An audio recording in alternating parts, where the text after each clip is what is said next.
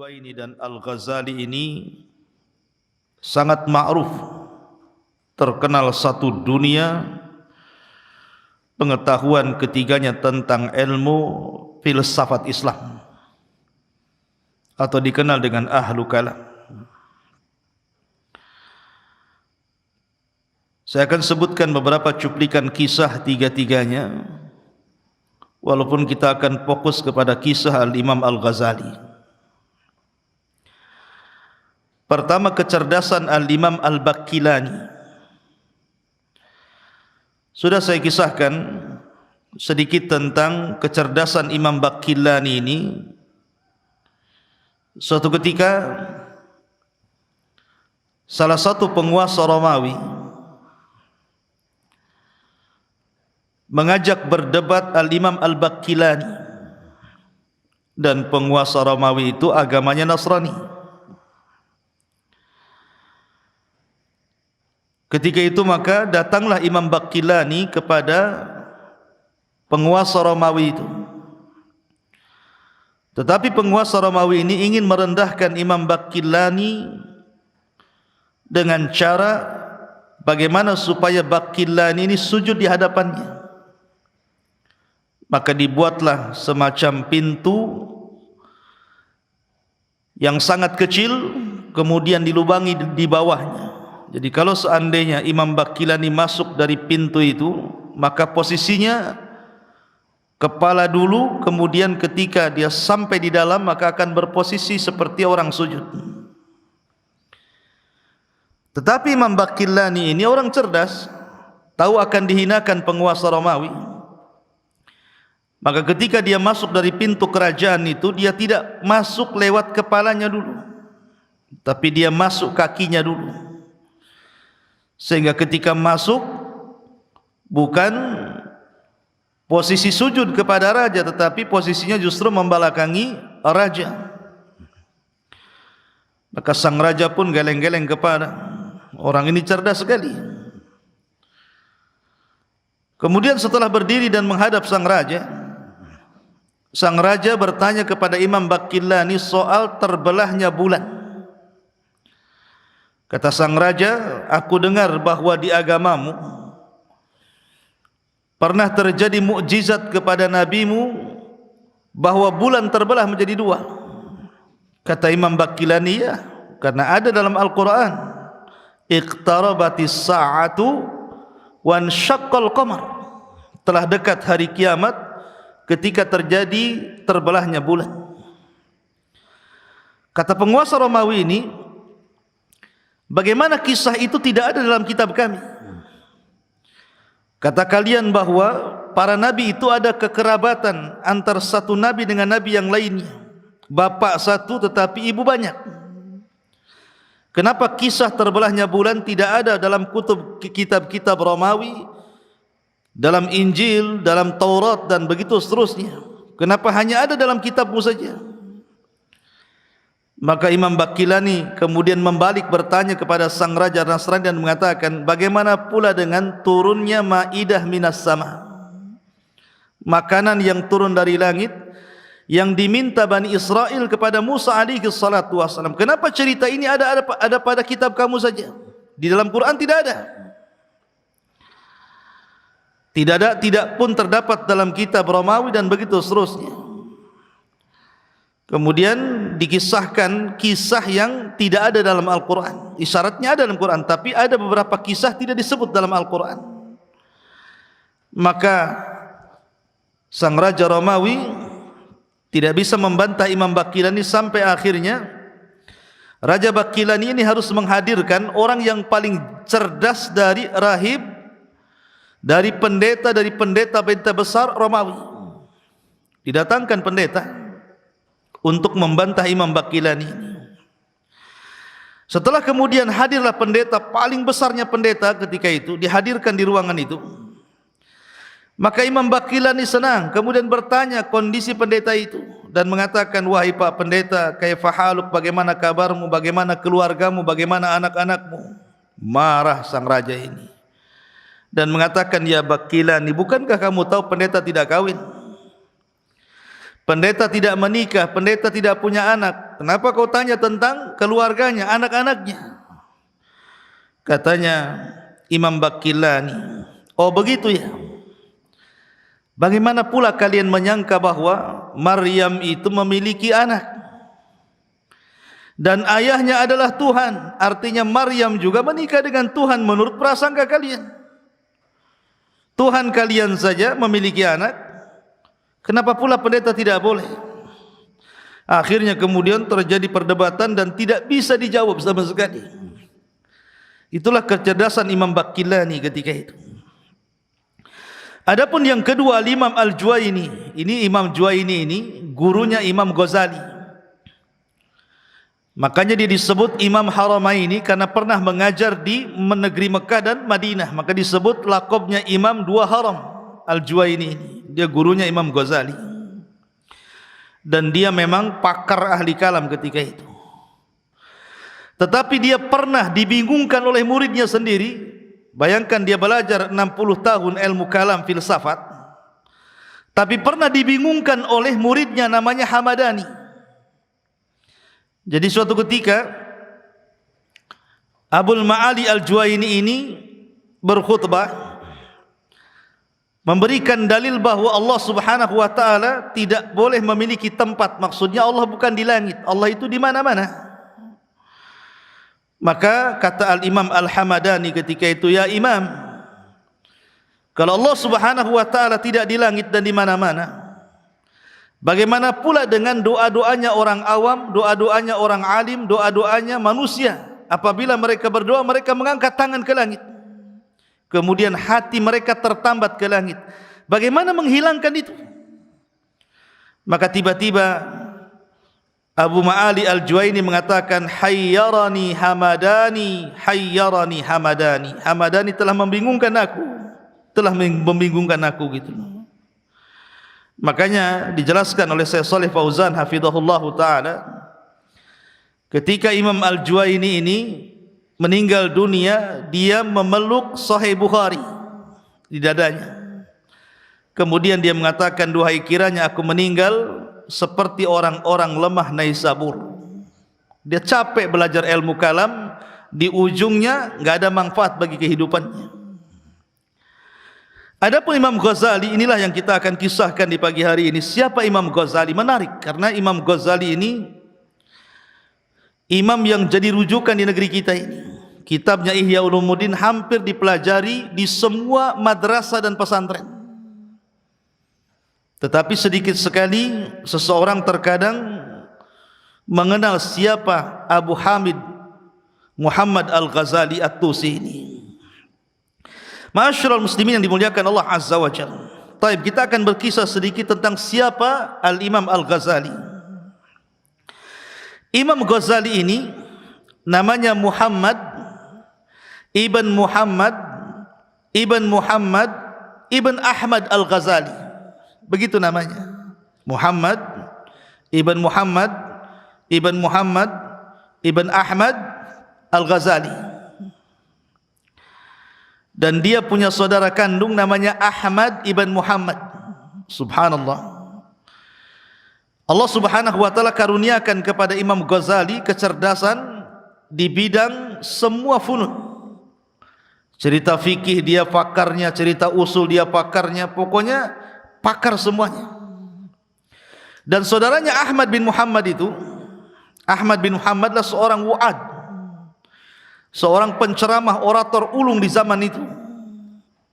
Dua-duanya dianggap ulama di zaman itu, baik saudaranya Ahmad bin Muhammad ataupun Muhammad Ibn Muhammad Al-Ghazali ini. Lah, Imam Ghazali ini dia dilahirkan dari sebuah toko kecil.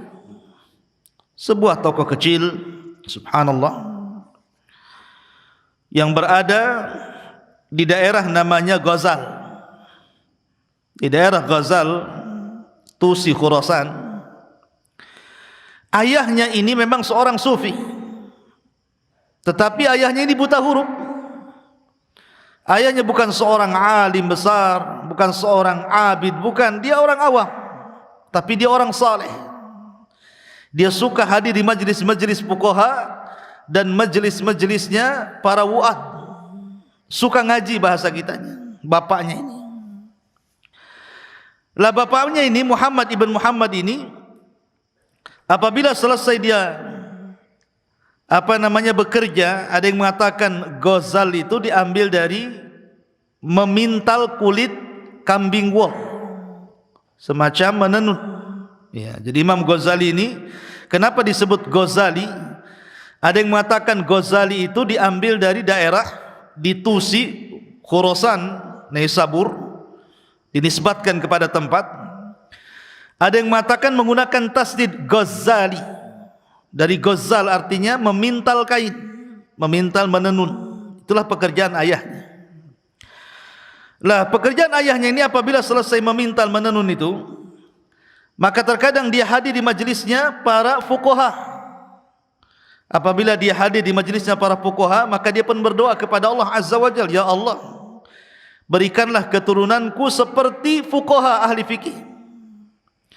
Dan apabila hadir di majelisnya wu'ad, orang-orang yang memberikan mau'idhah, nasihat-nasihat, maka dia pun berdoa kepada Allah, ya Allah, jadikan anakku seperti dia. Begitulah doanya orang tuanya, menginginkan anaknya itu seperti ahli fikih dan ahli wu'ad, dan harusnya seperti itu orang tua, mendoakan anaknya supaya menjadi cerdas. Dan inilah langkah pertama bagaimana Imam Ghazali itu menjadi marhalah besar kelak di masa depan, menjadi ulama besar, karena memang bapaknya semangat untuk mendidik Imam Ghazali menjadi ulama besar. Ma'asyiral muslimin yang dimuliakan Allah Subhanahu wa taala. Setelah kemudian Al-Imam Al-Ghazali berada di Naisabur belajar, diajari bapaknya, masih kecil gitu ya. Masih kecil. Kemudian ketika ayahnya hendak wafat, menjelang wafat, maka ayahnya ini menitipkan kepada kawannya seorang sufi untuk mendidik kedua putranya, karena tidak memiliki anak kecuali dua putra ini. Pertama Ahmad ibn Muhammad, saudaranya Imam Ghazali, dan Muhammad ibn Muhammad Al-Ghazali dititipkan kepada kawannya seorang sufi. Kemudian setelah meninggal ayahnya,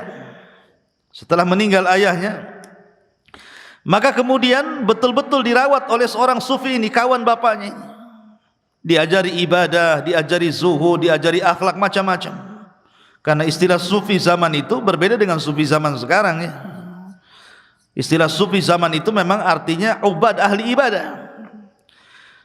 Sampai ketika harta ayahnya habis, maka saudaranya, bapaknya seorang sufi ini kemudian mengatakan kepada Imam Ghazali dan saudaranya Ahmad, dan mengatakan, harta bapak kalian sudah habis, saya ini orang fakir, tidak bisa lagi membiayai kalian berdua, sebaiknya aku titipkan kalian berdua di madrasah yang gratis, hiduplah di situ ya.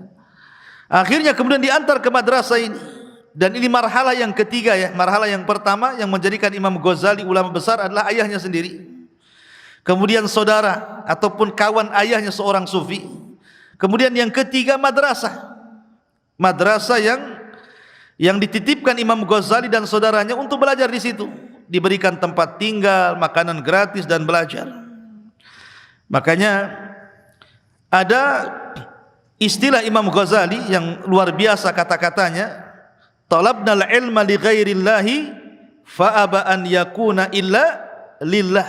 Itulah perkataan Imam Ghazali. Kami dulu mencari ilmu itu bukan karena Allah, ya karena ingin mencari makan, ingin mencari tempat, ingin hidup gitu ya. Tetapi ilmu itu tidak mau dicari kecuali karena Allah Subhanahu wa taala.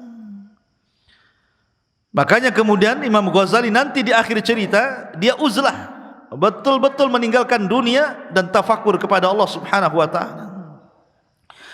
Lah setelah kemudian Imam Ghazali dan saudaranya digembleng di madrasah itu dengan biaya madrasah dan para guru-guru yang ada di situ, maka masuklah pada marhalah yang keempat, Imam Ghazali mulai safar. Dan begitulah rihlah para talabatul ilmi membuka wawasan itu dengan cara safar. Kalau anda ingin bertambah wawasan, safar. Karena tidak ada satupun imam dunia kecuali mereka safar, mencari guru-guru hebat, mencari ulama-ulama kondang, kemudian diserap ilmunya, kemudian baru pulang ke daerahnya. Itu pula yang dilakukan Imam Ghazali rahimahullahu taala. Subhanallah. Ada kisah menarik di sini. Imam Ghazali ini dapat pelajaran besar dari pimpinan rampok. Jadi dia dapat pelajaran besar dari pimpinan rampok, bukan dari ulama, bukan dari seorang ahli ibadah, ya. Tapi dia dapat pelajaran besar yang tidak bisa dilupakan. Dengannya lah Imam Ghazali menjadi imam besar, gara-gara nasihat perampok ini. Jadi ketika Imam Ghazali safar talabul ilmi, bertemu dengan para masyayikh, bertemu dengan para ulama, dan apapun yang dikatakan para ulama dicatatnya, semua dicatat, ya. Jadi para ulama, apapun yang difatwakan para ulama, apapun yang kemudian dinasihatkan para ulama, semua dicatat. Ketika itu Imam Ghazali tidak mementingkan hafalan tetapi catatan, sampai akhirnya catatannya banyak. Jadi ilmunya itu ada pada catatannya. Kemudian setelah dia safar keliling negeri-negeri, mencatat semua nasihat para ulama, mencatat semua ilmu para ulama, mulailah dia kemudian pulang ke negerinya di Tusi. Di tengah jalan, rupanya Imam Ghazali ini bersama rombongan dikepung rampok. Rampok ini kemudian mengambil segala sesuatu, barang-barang yang dibawa oleh rombongan Imam Ghazali, termasuk juga hartanya Imam Ghazali, termasuk juga tas yang isinya catatan-catatan ilmunya yang didapati Imam Ghazali dari hasil rihlahnya talabul ilmi kepada para masyayikh. Subhanallah. Ketika kemudian rampok ini pergi, Imam Ghazali ini sedih. Dikejarnya rampok itu. Kemudian mengatakan kepada sang rampok, wahai pimpinan rampok, aku tidak peduli dengan hartaku, aku tidak peduli dengan pakaianku, aku tidak peduli dengan apapun yang ada pada badanku, tapi tolong kembalikan tas itu. Tas itu berisi ilmuku. Semua catatan-catatan yang sudah kucatat dari para ulama ada di tas itu. Itu adalah ilmu diriku semuanya. Tiba-tiba kepala rampok ini berdiri memandang Imam Ghazali, kemudian tertawa dan mengatakan, apa kamu bilang? Bahwa di dalam tas ini semua terkandung ilmumu. Kata Imam Ghazali, ya, ilmuku ada di tas itu. Kata rampok, kalau seandainya tas ini aku ambil, bagaimana kau katakan kau memiliki ilmu sementara ilmumu dalam tas ini? Akhirnya kemudian Imam Ghazali terus meminta-minta kepada sang rampok itu untuk dikembalikan tasnya. Akhirnya kemudian sang rampok itu pun melempar tasnya dan dikembalikan kepada Ghazali. Kata Ghazali, subhanallah, kata-kata sang rampok itu membuat diriku sadar pentingnya menghafal. Sebab kalau seandainya catatan-catatan itu kemudian betul-betul diambil rampok itu, kemudian dibuang entah berantah, tentu Imam Ghazali seperti orang linglung, tidak punya ilmu. Akhirnya setelah mendapatkan tas itu, dia pulang. Selama 3 tahun dia hafalkan seluruh apa yang telah dicatat oleh para ulama. Akhirnya dia menjadi orang yang paling hafal dari para ulama di zamannya. Makanya ada istilah fahfad fa inna likulli hafidhin imam, ya. Berusaha untuk menghafal, karena orang yang menghafal itu kelak akan menjadi imam, pemimpin. Itu pula yang kemudian dilakukan Imam Ghazali, mendapatkan pelajaran dari sang rampok, di mana Allah Subhanahu wa taala membuat bicara rampok itu untuk menjadarkan Imam Ghazali bahwa ilmu itu ada pada hafalan, bukan ada pada catatan. Ma'asyiral muslimin yang dimuliakan Allah Subhanahu wa taala. Taib, kemudian Tentu marhalah yang kelima yang mencetak Imam Ghazali menjadi besar adalah berjumpanya Imam Ghazali dengan Abul Ma'ali Al-Juwaini yang saya ceritakan tadi. Abu Ma'ali Al-Juwaini, Imamu Haramaini, dia bermulazamah kepada Imam Haramaini sampai meninggal. Dan kita tahu bahwa Imam Haramaini di zaman itu adalah orang yang paling pakar tentang madhab Syafi'i. Makanya kalau antum disiplin ilmu, antum belajar usul fikih, maka kita kenal satu usul fikih itu namanya Waraqat. Dan itu dipelajari di pondok-pondok biasanya. Kitab usul fikih Al-Waraqat itu karya Imam Abu Ma'ali Al-Juwaini, gurunya Imam Ghazali. Lah Imam Ghazali ini bermulazamah kepada Imam Haramaini sampai meninggal. Dan menyerap seluruh ilmu Imam Haramaini sehingga Imam Ghazali menjadi orang yang paling pakar dalam ilmu Syafi'i, dalam mazhab Syafi'i setelah Imam Juwaini. Ma'asyiral muslimin yang dimuliakan Allah Azza wa Jalla, itu secara singkat marhalah belajarnya Imam Al-Ghazali. Baik, kita akan rinci sedikit. Ma'asyiral muslimin yang dimuliakan Allah Subhanahu wa taala, sebagaimana yang kita ketahui tadi bahwa Imam Al-Ghazali kunyahnya adalah Abu Hamid. Abu Hamid Muhammad Al-Ghazali At-Tusi An-Naisabur Asy-Syafi'i, dan akidahnya Asy'ari. Dia salah satu ulama di zamannya. Dia berada pada abad ke-5 Hijriah, lahir pada tahun 450 dan wafat pada tahun 555, artinya cukup panjang usianya. Dia seorang faqihan, seorang ahli fikih, usulian, seorang ahli usul, filosoфan, seorang ahli filsafat, kemudian syafi'iyul fiqhi, betul-betul dia menguasai fikihnya Syafi'i. Salah satu yang mempengaruhi madhabnya adalah Imam Al-Juwaini rahimahullahu ta'ala, dan dia mendapatkan laqab Hujjatul Islam, hujjahnya umat Islam, karena memang dia membidangi semua ilmu funun dalam Islam itu sampai dikenal Hujjatul Islam. Ada yang mengatakan laqabnya Zainuddin, ada yang mengatakan Mahajjatuddin, ada yang mengatakan Muftil Ummah, ada yang mengatakan Barakatul Anam, ada yang mengatakan Imamul A'immatiddin, ada yang mengatakan Syarafuddin.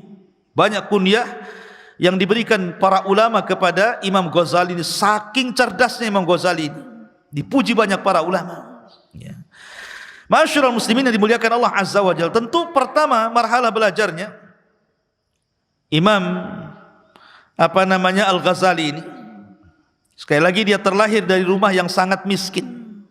Betapa banyak para ulama-ulama dunia terlahir dari rumah yang sangat miskin. Imam Syafi'i miskin, Imam Ahmad miskin, tetapi kemiskinannya tidak menjadikan menghalangi untuk menguasai dunia dengan pengetahuan ilmu agamanya. Termasuk Imam Ghazali, sangat miskin sekali. Betul-betul bapaknya hanya bekerja ala kadarnya sebagai penenun Ghazali itu. Ya. Tetapi walaupun demikian, Allah Subhanahu wa taala memberikan keutamaan itu kepada siapa yang dikehendaki, bukan kita yang berkehendak. Allah yang berkehendak. Sehingga jangan sampai kemiskinan menghalangi cita-cita.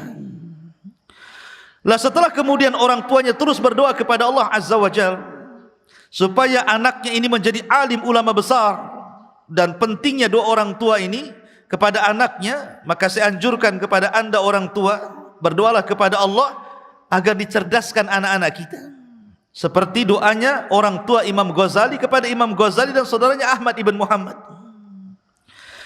Setelah itu kemudian Imam Ghazali belajar, pertama kali belajar fikih kepada Imam Ahmad Ar-Radhakani di Tusi. Setelah itu kemudian safar ke Jurjan, dan berjumpa dengan seorang alim besar di Jurjan namanya Abu Nasr Al-Ismaili. Dia belajar di situ. Setelah mendapatkan ilmu dari Abu Nasr Al-Ismaili, dia balik ke Tusi selama 3 tahun. Mulailah dia menghafal apa yang sudah dicatat dia dari rihlah talabul ilmi ke Jurjan itu. Kemudian setelah itu dia berpindah ke Naisabur, berpindah kepada Naisabur. Dan ingat, Naisabur ketika itu adalah salah satu ibu kota kedua setelah Baghdad. Ada dua madrasah besar ketika itu. Madrasah di Baghdad, dan itu yang paling besar, universitas besar, dan juga Naisabur. Lah disinilah kemudian Imam Al-Ghazali belajar di madrasah ini. Lah disinilah dia berjumpa dengan Imam Abu Ma'ali Al-Juwaini. Berjumpa di madrasah ini dan dia belajar betul-betul kepada gurunya ini, Abu Ma'ali Al-Juwaini. Dan kita tahu bahwa di zaman itu Abu Ma'ali Al-Juwaini ulama kondang, ulama dunia. Semua orang belajar sama dia, satu dunia. Subhanallah, Allah berikan kecerdasan kepada Imam Ghazali ini. Dari sekian murid-murid, khususnya Imam Al-Juwaini, ada yang mengatakan 300 murid Imam Al-Juwaini yang khusus, ribuan muridnya, tapi ada murid-murid khusus yang memang dibanggakan oleh Imam Al-Juwaini. Imam Juwaini selalu mengunggulkan Imam Ghazali dan mengatakan, demi Allah, di antara kalian tidak ada yang lebih unggul dibandingkan Imam Ghazali. Selalu memuji-muji Imam Ghazali, Imam Al-Juwaini. Ma'asyiral muslimin yang dimuliakan Allah, sampai dia mengatakan bahrun mughriq. Imam Ghazali itu lautan ilmu yang sangat dalam. Sampai pujian Imam Juwaini kepada Ghazali seperti itu.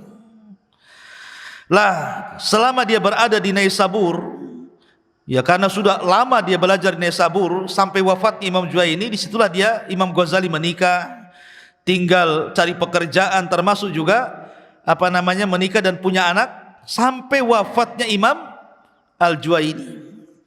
Baru setelah kemudian usianya 28 tahun, dia sudah menjadi ulama besar tuh, 28 tahun.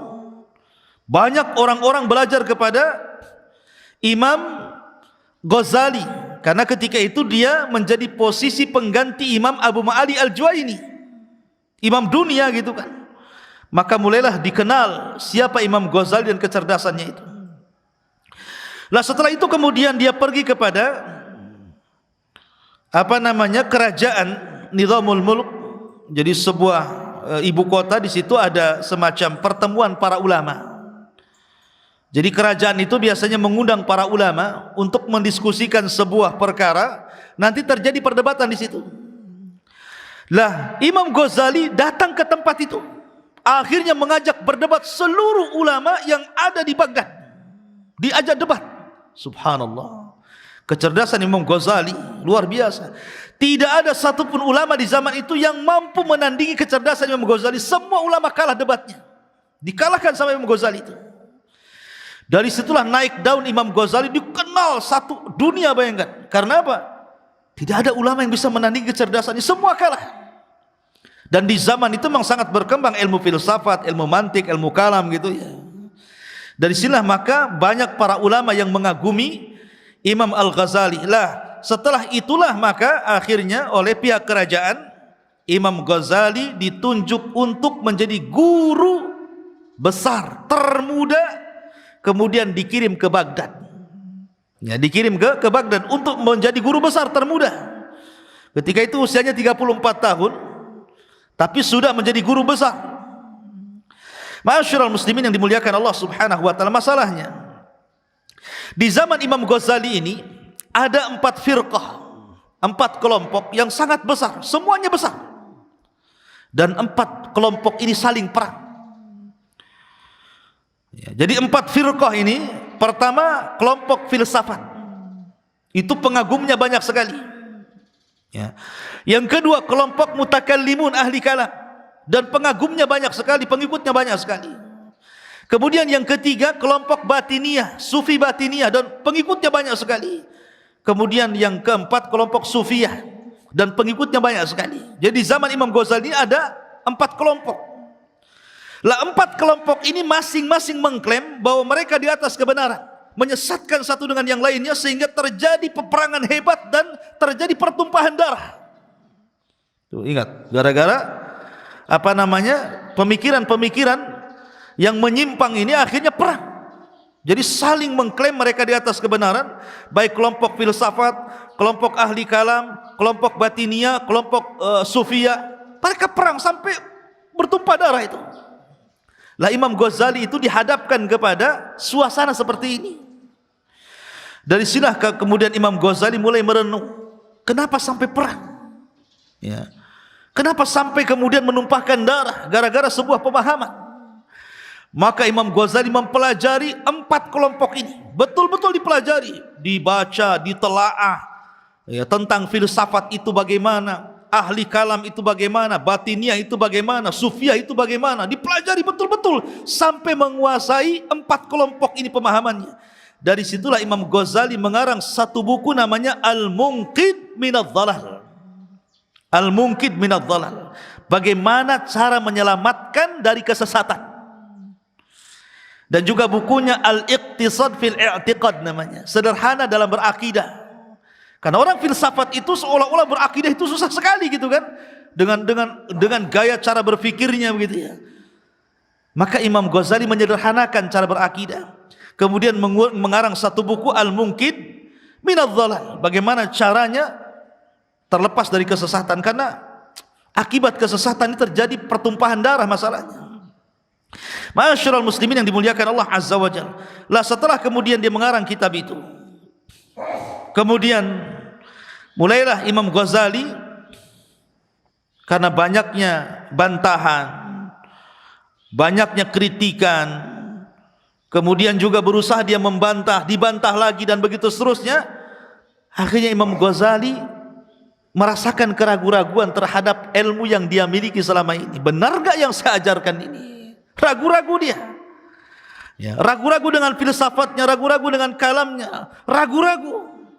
Lah karena ketika kebingungan itulah akhirnya Imam Ghazali pun berniat untuk meninggalkan seluruh dunia.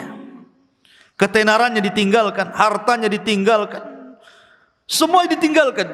Dia ceraikan dunia, kemudian dia uzlah, dia ingin menyendiri.